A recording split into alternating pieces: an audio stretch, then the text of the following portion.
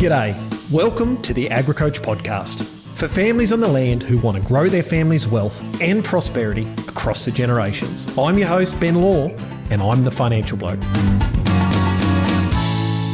G'day. Welcome back to the AgriCoach Wealth and Wisdom podcast, the show for families who want more than just financial success. They want to grow and protect their wealth, strengthen relationships, and maintain their success across the generations. My name's Ben Law. I'm the financial bloke, back with another exciting episode. Sometimes these podcast episodes are really easy listening. The kind of episode you can soak up in the car or the tractor without thinking about it too hard. But here's what I've noticed. Some of our most popular episodes are the technical ones. And that's because top producers are always hungry to roll up their sleeves and learn more. They know that if they want to stay on the top of their game, you've got to understand the tools and ideas that others either don't know about or don't take the time to learn. So in saying all that, what are we going to talk about today? Well, cotton growers have been managing price volatility for decades. They've had systems and tools to lock in prices and manage risk for a long time now. But in the livestock world, most producers either haven't been able to or haven't known how until now. Today, we're going to cut through the jargon and explain in plain English how you as a livestock seller can finally manage price risk and take some of the gamble out of cattle markets.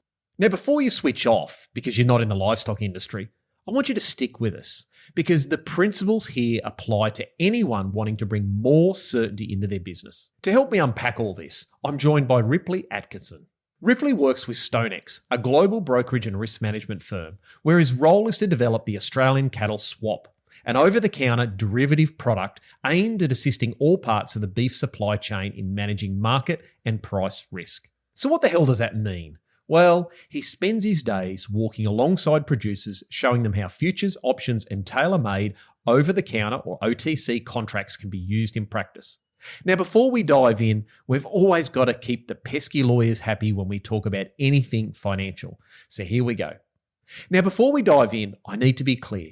I choose to no longer be a licensed financial advisor. This podcast is also for educational purposes only. It's not financial advice and it's not a recommendation to use StoneX or any other provider.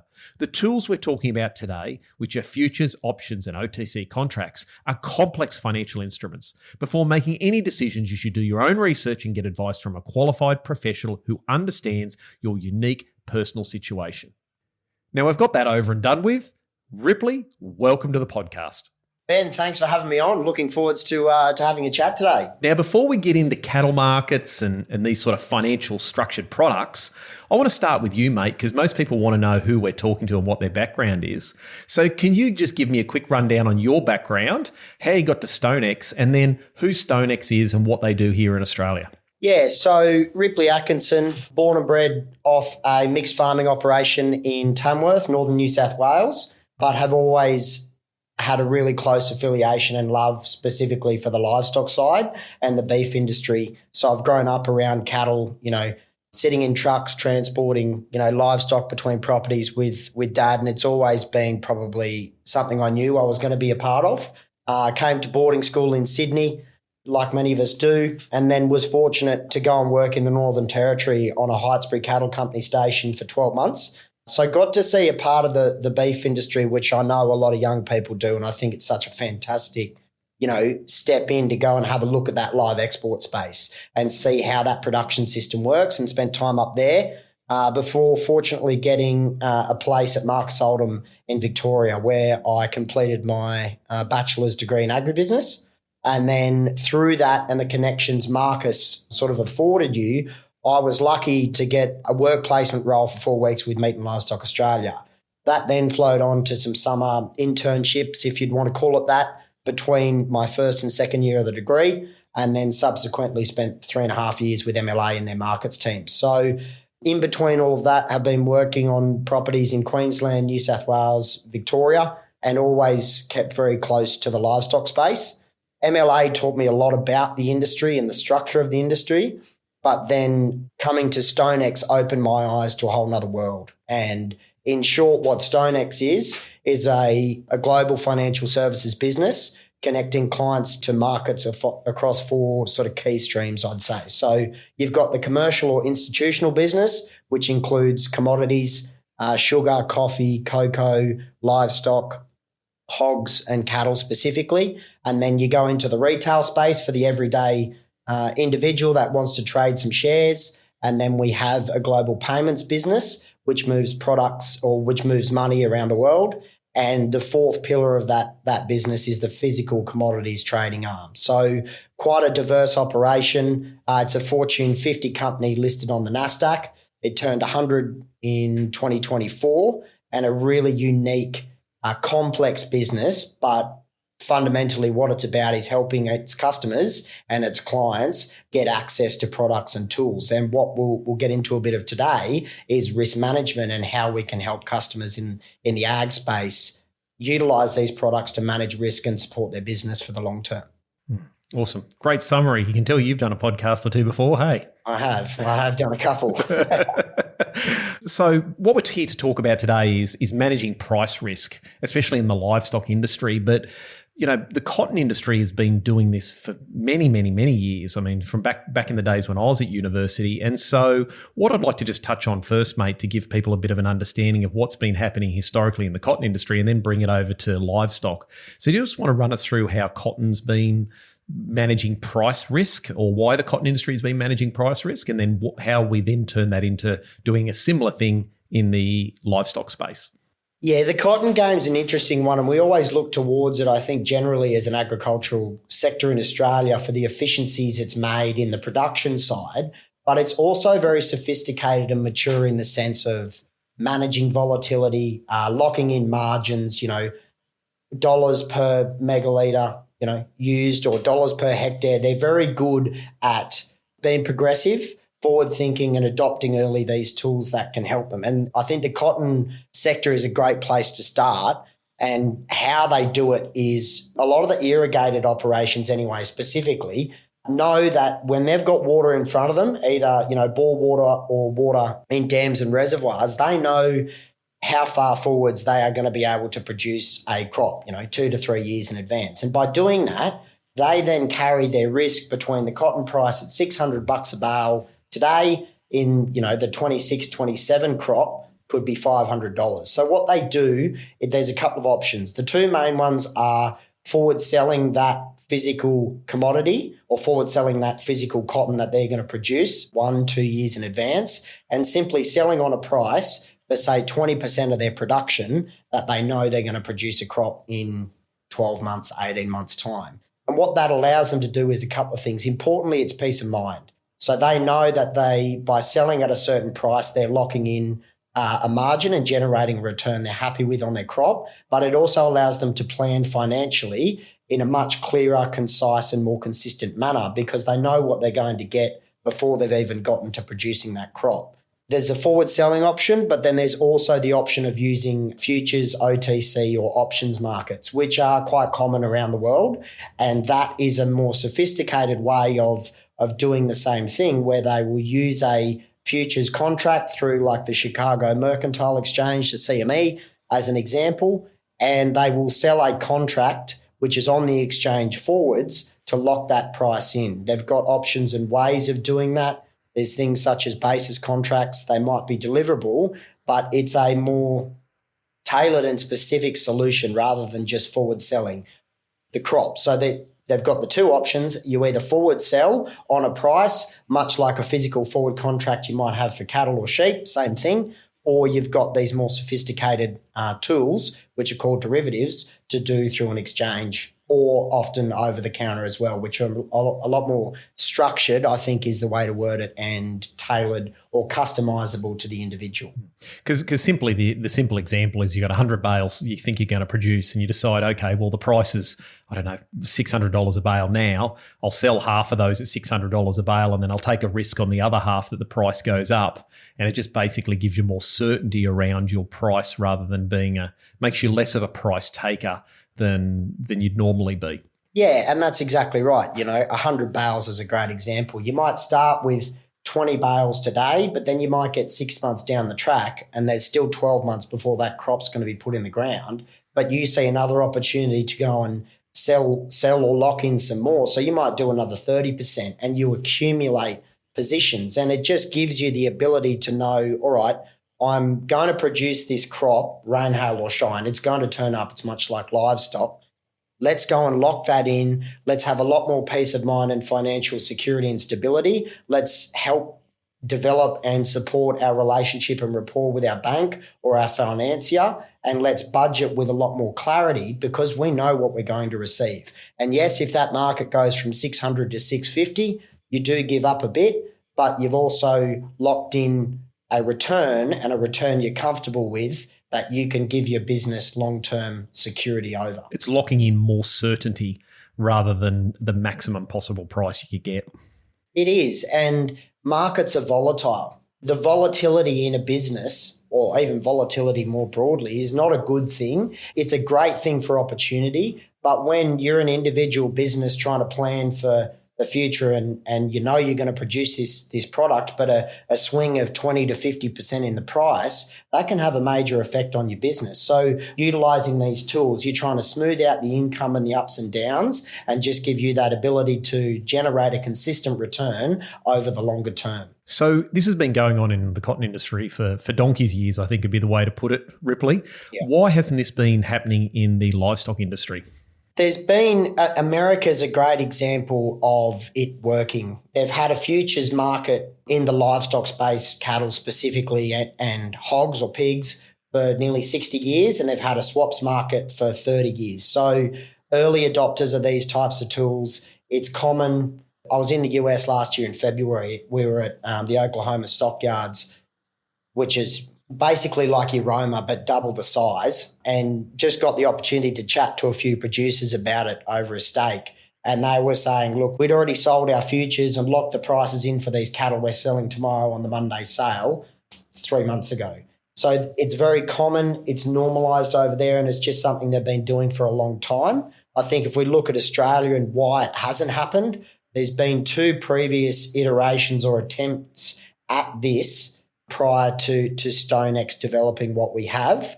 I think why it hasn't has been the support the industry and the supply chain needs. I think, the last 2 examples, the contracts have been released, but then there hasn't been someone there to help the user or the potential user actually become familiar, comfortable, and aware of how these tools work so that they feel comfortable in themselves using it. And yes, the contracts had been developed, which is great, but when you don't have someone there in a supportive role, they're sort of left to their own devices and fizzle out. So it's important to recognise the need for education and awareness of how these tools work.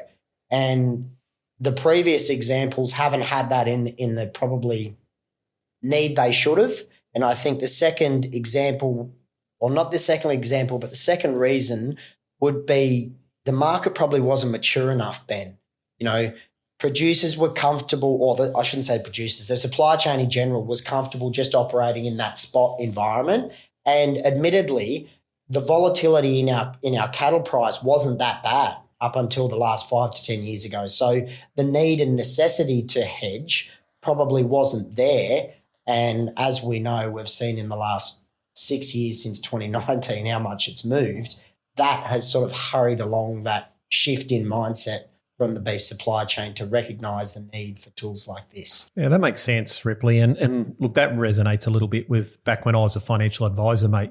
Farmers would come into me, like I dealt with mostly rural producers, and they'd come in and the first thing they'd say as a financial advisor is, we don't want these damn shares, we don't understand them, or we did them, or we tried them and gave them a go and they didn't work. And so I used to tell people about 60 to 70% of my job as a financial advisor was education. It's educating people on how the market worked, how the products worked, and the behaviours that needed to be behind to be a successful investor. And I can tell you what, mate, soon as farmers understood the basics and someone spent the time to actually explain it to them, they got comfortable with it real quick. And I think that education component in whatever you do is hypercritical. So, and I know that's your role, mate, and you love that. So today we're going to give that a bit of a crack. So now we've probably used a bit of language that a lot of people would have heard, but a lot of people are probably going, what's this, swaps and futures and OTC and all that sort of stuff. So we're not going to dig into all the possible options that are out there around the world. I mean, I studied them at uni and they were quite fascinating. Today, we're just going to focus on what's available in Australia. So let's kick off with, in a real common sense, simple explanation, What is an OTC or over-the-counter swap deal? So an OTC swap, which is what our product is it is basically a seller and a buyer agreeing on a price in the future to align with when you're going to sell the physical cattle for that period of time. So let's take January 2026 as an example. You have a seller agreeing on a price at $4.50 and you have a buyer agrees on that same price with the seller at $4.50. That, in essence, is what the product is. When you get to the end of that time, either the seller or the buyer pays the difference. So if the market falls to $4.30, for example, the buyer of that contract will pay out the 20-cent difference. If the market rose to $4.70, the seller would pay the buyer the 20-cent difference. What it effectively means is by selling that price at $4.50 for a time in the future, that gives you certainty. But you must have a buyer and a seller both agree on that price today for that contract to trade in the future. Okay. So a buyer would just go to a seller. So let's say it's a cattle producer, produces 500 steers, say, for 3 or 4 months later down the track, they go to the buyer and then they just have a contract with them in place for a future price. Is that correct? Am I getting that right? In essence, it is. A fair bit of that is done in, let's say, the feedlot industry between supplier or producer and the feedlot sector, but it's not always available. So that physical transfer of cattle, for example, between Ben, the producer, and feedlot A, isn't always going to be there. The feedlots might not be offering prices that far forward, or the market might not be in the right sort of space for that to occur. So this is where StoneX comes in, offering these products or this product to allow the user, being a producer, to access this tool effectively 24/7, 365. So the StoneX swap contract is available to be used by the market 5 days of the week, 52 weeks of the year, whereas the capacity for a producer and, say, a feedlot to agree upon a price forwards for physical delivery of cattle into that feedlot isn't always going to be there. There can be a multitude of reasons why, but this is where StoneX comes in to play its role for the beef supply chain as let's say it's a supply chain partner. The producer comes to us or the feedlot comes to us wanting to offer a price to the market, and our role, or my role as the broker, is to then go and find you the other side or the counterparty, or I should say the other side because StoneX is your counterparty, to agree upon that price. The arrangement of a physical forward contract between a producer and a feedlot might not always be available, but the StoneX feeder cattle swap is, and our role in the supply chain is to make that available, and we're let's say the house that can then make that transaction happen. The deal maker. The deal maker, that's right. The broker and the deal maker. Yep. So farmer sitting on the farm says, I've got my 500 steers. They go to someone like the deal maker or the counterparty and says, I've got these 500 steers. They're going to be this weight at this stage. And do they set the price at that stage, Ripley, or is that the market drives that? They do. So let's say, for example, that farmer with his 500 steers comes to StoneX and he says, I want to manage risk on 50%. So 250 head out of that 500. And he says, all right, I'd like to sell a swaps contract that constitutes the same volume as 250 head because the swap's in 10,000 kilogram live weight contracts. Most people would know that roughly is a deck of cattle, 20 to 25 head. So in that example, you'd sell 10 contracts to meet the 250 head. He comes to me, the farmer, and says, I want to sell 10 swaps for January 2026 at $4.50. I then take that, what we call an offer, to my buyers. The buyers remain anonymous to that farmer who has just offered me the 10 contracts at $4.50. The reason why anonymity remains in the contract is to protect credit risk, because ultimately StoneX stands in the middle of that deal and acts as the counterparty to both the buyer and the seller of that trade. And by the producer offering $4.50, that's his ability to provide a price to the market forwards rather than just accepting what's there in January of 2026. My job as the broker is then to find a buyer to accept that price for the 10 contracts of $4.50. So often you'll find the buyers, you might have 2 or 3 different buyers come back and they will say, all right, one might offer at $4.20, one might offer it at $4.35, and one might say, yep, willing to accept 10 contracts for the January 26 at $4.50. And by doing that, I've got a seller and a buyer of the contract agreeing upon that price, and then the contract will trade. So essentially there's a little bit of, shall we say, haggling in the price, that the producer's obviously looking for the best possible price they can. So they're going to bid a high price. The feedlot or the processing plant's going to be looking for a lower price, and we've just got to get to that point where we're both comfortable. Is that correct? That's right. Yeah, that's right. And I think, let's say you had one bid straight off the bat at $4.20, for example, and that producer's offered $4.50. More often than not, what you'd see is you agree upon that middle between $4.50 and $4.20. So let's just call it $4.35. And if you had a starting offer, say of $4.70 and a bid at $4.50, most likely the middle price you'd agree on at that it trades is $4.60. You're right. So talk us through, again, for keep it simple, is if the price changes. So let's say we agree at $4.50, farmer says $4.50, let's use this case, a feedlot $4.50, and then we get 6 months down the track and all of a sudden the price is $5 a kilo. What happens in that case? Yeah, so in that example, and we've traded, say, at $4.50, and whatever the contract month is, let's pick one and say it's going to be March 26, you've traded at $4.50, but the market actually settles at $5 in the month of March. Remember, in this example, we've only effectively sold the equivalent of 250 head on the swaps contract. So 50%. In that example, the producer goes and sells the 500 head of physical cattle to his preferred supply chain partner, let's just call it feedlot A, and they receive, because the market has risen, they receive $5 a kilo from the buyer of their cattle, so from that feedlot.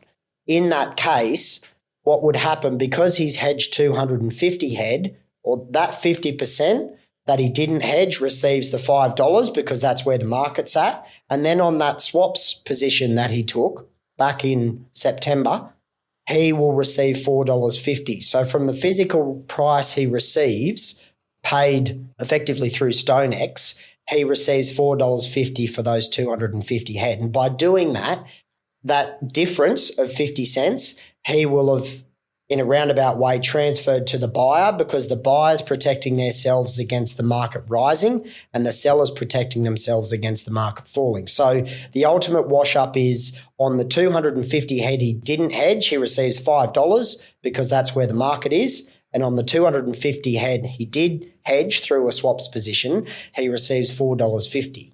But he took that position at $4.50 back in September, knowing that $4.50 returns him, an ROI that he's happy with, or a gross margin per head, or whatever the metric is he likes to use. It's returned him a profit that he wanted to lock in, and he knew $4.50 would do that for him. And vice versa. I mean, that's the example of the price going up. But if the price goes the other way, down to $4 a kilo, well, obviously he's getting the $4.50 for the 250 head, and then $4 for the others that he didn't hedge or didn't have a contract for, and that's the swings and roundabouts. That's right. And as we started back at the beginning of this conversation with cotton, by selling at a price, you're smoothing out the ups and downs in the market, and you're giving yourself the ability to financially plan forwards with a lot more clarity and certainty, because one way or the other, because you've traded at $4.50, that's the outcome that you'll receive. Now, with cotton, it's a lot more homogenous, isn't it? You've got a bale of cotton. Yeah, I know there's probably rubbish in a certain amount of cotton. There's probably variables, but cattle, there's a big difference between product A and product B. How does the contract go for delivery of what was prescribed? Like, how prescriptive is the contract that they've got to get to let's say this case, the feedlot, and we're expecting 500 kilos and they turn up at 450. Like, how does that actually work, Ripley? Yeah, and it's a good point. The complexity of the cattle market in a grid even in itself can sometimes get a little tricky. And I think the best way for the producer to think about it is how do they currently work with their, let's say, feedlot who buys their cattle, and how is it prescribed to them the expectation of what those cattle are actually going to be when they're delivered. You know, most of us know what a grid looks like traditionally. Say for a feedlot, that process remains the exact same. So your preferred, let's say, feedlot buyer, the one that you like to deal with, gives you a grid every 2 weeks when you request one because you're going to deliver cattle, or every 12 months if that's how often you sell. And that prescription of what is expected of you in terms of the physical delivery remains exactly how it normally works with your feedlot that traditionally you sell to. So that doesn't change. That supply chain remains the exact same. So if you have a contract then, Ripley, and let's say the grid is specified in that contract that you must deliver 250 head within those guidelines, if you don't have cattle that meet that because, I don't know, there's been a drought or something go wrong and those cattle aren't quite there, what happens in that case, mate? So for the contract to actually trade, we need to be able to see that you have the cattle for that swap to be utilised within the supply chain. So our product is targeted at the beef supply chain, and without actually having physical cattle, you probably wouldn't want to enter into this. And the reason why is that becomes speculation. So what hedging is using a product like a swap to hedge your risk, or hedge your bets is the common term people think of, against that physical commodity. So if you didn't actually have the cattle and you came to StoneX and said, I want to sell swaps for January at $4.50, you've got no protection, because the physical cattle themselves are natural protection as a commodity against the swaps position, and vice versa, depending on which way it goes. So it wouldn't be encouraged that you come to StoneX and say, let's transact or trade swaps without having the physical livestock there to utilise it for, if that makes sense. So to get direct in this example, if the cattle weren't there, there'd need to be... Sorry, not that they weren't there, they just weren't within spec. So you had 250 head, but they didn't get within the spec. What happens there? So like you would see on a grid, you know, let's say the grid spec is 350 to 500 kilos delivered. And if they're over 500 or under 350, you get discounted, let's say 20 cents. That situation would still remain. Okay. Yep. So the contract still stays, but then any discounts because of the grid or within the contract, shall we say, are actually applied against that. That's right. The exact same way it works in your normal supply chain, the exact same way you normally transact cattle, that discount or addition of funds remains as you would see on the grid. That's unchanged. Yep. Awesome. No, that makes perfect sense, Ripley. So we've used the example of the producer and then a feedlot. What other examples are there, mate, in the industry of how this could be utilised? I mean, the feedlot, the contract itself, so the StoneX feeder cattle swap is against a feeder steer, your Queensland crossbred, no more than 51% Bos Indicus content delivered within a 300K radius of Dalby, 380 to 480 kilos. So it's your standard Queensland 100-day feeder. What we are seeing people use it for, other than feeder cattle, is also potentially hedging against cull cows that will go to a processor and paid on a carcass weight price. The same can be applied for grass-fed steers or even feeder heifers. So I mentioned a little bit ago, one contract constitutes 10,000 kilos live weight. Now, even though the price it's against, or the price it settles against, is a Queensland feeder steer, because the swaps contract itself is actually based on kilograms live weight of cattle, you can use it for any stock type of your choosing. But what we're finding is the most common approach is a producer selling to a feedlot, is the traditional transaction. But there is the ability, you're looking at feeding them straight into the processing plants as well. That's right, yeah. And we would structure that in a basis deal, which we can get into as well. What that basically means is the producer knows he's going to have 500 cull cows in 6 months' time, and he knows he's going to need to sell them, but he's trying to protect himself against the volatility of that cow price, which we've seen a fair bit of this year, move around too much. He knows he's going to work with his traditional processor, and he would come to StoneX, say, I want to manage my risk. So we go and sell the swaps price with an agreed basis rate provided by the processor of, let's say the swaps price plus $3 a kilo. So if the swaps price was, let's say swaps price plus $2.50 a kilo. So if the swaps price is got the ability to sell it forwards at $4.50 for 6 months' time, let's call it March 2026, and the processor agrees, I will pay you the price in that month, whatever it is, we don't know what that rate will be, but we'll pay you that price, the swaps price plus $2.50, that locks in his carcass weight or dressed price for the cows he's going to deliver into that processor. So if he sold the swap at $4.50 for March 2026, that effectively locks in his sell price and his delivery location for those cows into that processor of his choice at $7. Makes sense. So you sort of touched on this before we did, Ripley, but why wouldn't producers just go do this themselves? You know, they go in, they see a feedlot, they negotiate with them for 6 to 9 months out. What's the benefit probably the better question is, what's the benefit of using a counterparty or a third party to be able to make these things happen, Ripley? It's a good question because it makes a lot of sense when you think about asking it. So why use someone like StoneX to facilitate or help make this supply chain deal happen? The first reason is there's not always the availability, as I said, or the capacity within the supply chain or the want even to do deliverable forward contracts out between, say, producer and feedlot.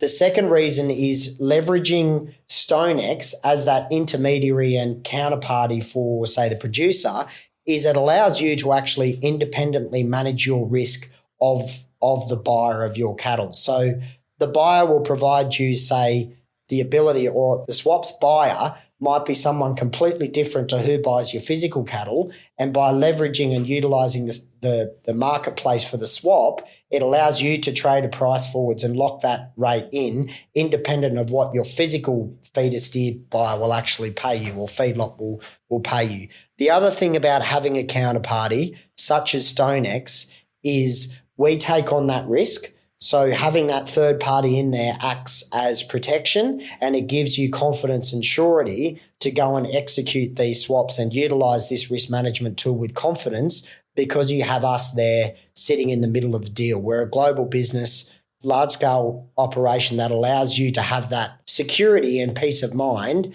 knowing that StoneX acts as your counterparty within that trade. Makes perfect sense because, I mean, that's obviously a thing that popped into my mind is you would be really worried trying to enter into long-term contracts and then who do you negotiate with at these bigger operations?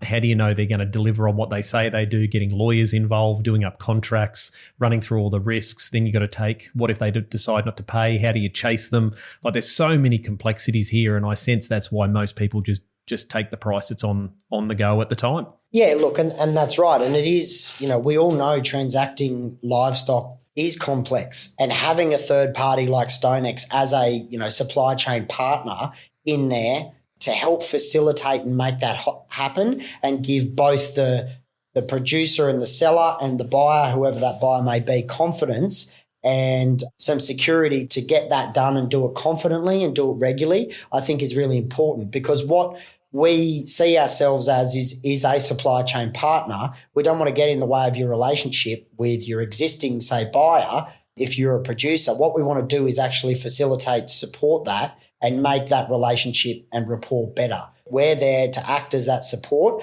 and allow you to confidently utilise a product like a swap to manage your risk and also develop your relationship with the counterparty, being your traditional buyer, in better ways. And I think the other thing to think about is it rewards both parties. It allows the producer to sell a price forwards and know where they're going to physically deliver the cattle. And for the buyer, it allows them to independently manage their risk and also know that they're going to receive those cattle and develop that relationship with their producer or supplier. Yeah, because it is a major problem for feedlots. I know one of our families in our high-performing families group, they run a fairly sizable feedlot operation, and getting that continuity of cattle coming through and pricing, et cetera, is such a big time management for them. It makes it awful difficult. So if you could take a lot of that risk out, it would add to the value of the business. Yeah, exactly. And for businesses, like particularly the buyers or the consumers, let's call them, it's important, like supply is their biggest thing. They need to know that they can keep their feedlot full or their processing plant full or whatever. So it's important to know and have security that you've got that coming. And I think StoneX see ourselves as that supporter of facilitating and making that happen. But you still get to have complete oversight and control of who you choose to have that happen with. And I think that's the power of using tools like this and companies like StoneX to get that done. So who doesn't it suit, Ripley? Because obviously we're here just talking about these products which are complicated in the core, but they're not, like when we've explained them in a very simple terms today. Who doesn't it suit, mate? I think what I would say is products like this aren't going to suit everyone. And I think that's important to recognise. Some people may see this and go, look, it's not for me. And what I would say, though, is generally the ability for this product to be used and structured in a way that benefits the user, so let's call it a producer, is really achievable. In terms of who does use it, you've got feedlots traditionally on the buy side or vertically integrated operations. And on the sell side, we've got people ranging from or producers or breeders that grow their cattle out to feedlot weights right through to traders and backgrounders all across the eastern seaboard. So in essence, it doesn't necessarily not suit anyone, but I also appreciate the fact that not everyone's going to want to use it. Does that kind of make sense? No, totally. Yeah, it makes sense. And basically, I'd say, listening to you today, anyone that wants to manage their price risk, that's got a reasonably fixed supply chain coming through, it's one of the tools available to be able to do that. Yeah, that's right.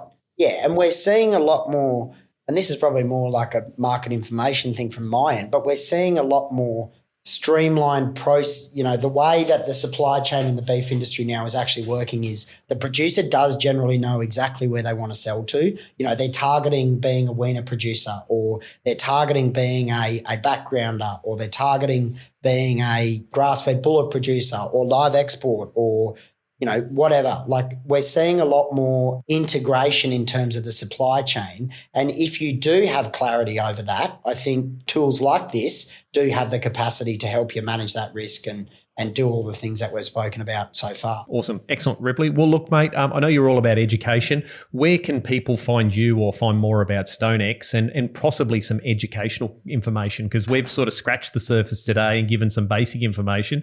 Is there somewhere people can go and read a little bit more about these types of products? Yeah, there's plenty of options. I think what I would encourage people to do is jump onto your computer or on your phone and just type into your search browser StoneX Australian Cattle and Beef Market Report. What that will do is show you the sort of landing page to our podcast. Within that is the ability for you to contact me and just send a message directly to me, which I'll receive, and then I can get in touch with you guys or whoever's inquiring, and then I can actually get into a conversation on the phone, face-to-face with people, and have a bit of a chat. There's plenty of stuff about this type of tool or this tool itself on the internet, but I think the best place to go is to just type into your search browser StoneX Australian Cattle and Beef Market Report, and that landing page should be there for you to then to get in touch, or do it via the stonex.com website and just jump on there and make an inquiry, and that'll come through to me and we can talk through it. So tell me about the podcast, mate, because obviously I know about it, but a lot of the listeners may not. I know you're a fellow podcast yourself. Talk us through what that's all about and what its value proposition is. So it started, we kicked off at the end of January of this year, and I saw an opportunity for a markets and supply chain specific podcast for the beef industry. I saw a gap in the market whereby something specific to beef and only beef, or beef and cattle, I should say, was there. So off we went and kicked off a podcast, which is fortnightly, released every second Friday, and we talk markets, what's going on, supply, demand, prices in Australia, why and what's driving it. We've had feedlotters, we've had an agent on. We get, people involved in the beef supply chain. We talk markets, and then I'll also do episodes on my own, just what's going on. I think it's just a good opportunity to share information, and the more information listeners have got, the more they can feel informed and confident to go and make decisions. Yeah, awesome. Thanks, Ripley. Now, mate, one of the last questions I like to ask all of my guests is if they could go back in a time machine 10 years from now. The problem is a lot of the guests I interview are about my age. So you go back 10 years, that's in your late 30s in my case. So, mate, if you had to go back in time, what's one piece of advice you give a younger Ripley? I think for me, it'd certainly be a case of take the opportunity in front of you and get stuck in and have a go. There's so much life throws at you, and there's so many good things and opportunities that if you don't keep your eyes open and are willing to say yes to, you miss, because life moves pretty quickly. And I think it's one about recognizing that it's there and you've got the opportunity to do it. You say yes, and then once it's there, you get stuck in and you really have a go at it and you work hard. Have a crack. Have a crack. Yeah, I love it, Ripley. I love it. Well, mate, thanks very much today. I know it's a really complex topic when you sort of read the details, not necessarily suggesting that the StoneX contract is really complicated, but these sorts of things in principle. So you've explained it really well in simple terms for us today, mate. So, yeah, I really, really appreciate it. And is there any final thing you'd like to leave with everyone before we sign off today? Not at all. I think, one, thank you for having me on, and thanks for the work you do and the community you create. I think it's all about working together and helping each other within the ag space. And, I think you would agree with me. We see ourselves as a support and a network. And I think it's really exciting to get the opportunity to jump on and do this with you. Yeah, awesome, mate. No, I couldn't concur more. I know I keep my ears open for people that I meet around the traps and say, who can I get on the podcast? And I keep this sneaky little list. And I've had yours on the list since we met. I think we ran into each other in Tamworth not too long ago, because obviously that's where I grew up. And yeah, mate, it's great to have you on the podcast. And I love the market report. You do a great job, and it's something that the industry needs. So anyone that's looking, as Ripley said, Google, go through and do the StoneX market report, have a listen and let him know what you think. Give him some feedback if you enjoy it. Perfect, mate. Thanks so much. No, my pleasure. Thanks for coming on, Ripley. Cheers. Well, that was a little bit technical, but not too bad. Now, before we go, I just want to be really, really clear. I have absolutely no association with StoneX. I'm not endorsing them or recommending them in any way. And this episode is just for educational purposes only. I want to make it really clear that you should always do your own research before taking on or working with these sorts of products, and get professional advice. They're powerful tools, but they are complex, and you need to know what you're doing before you jump in. Now, in saying all that, if this episode hit home, I want you to share it with another farming family who might need to hear it. And if you want to know more about what we do at AgriCoach, head over to agricoach.com.au. Until next time, I'm Ben Law, I'm the financial bloke, and remember, it's more important who you are than what you've got. I'll see you next time.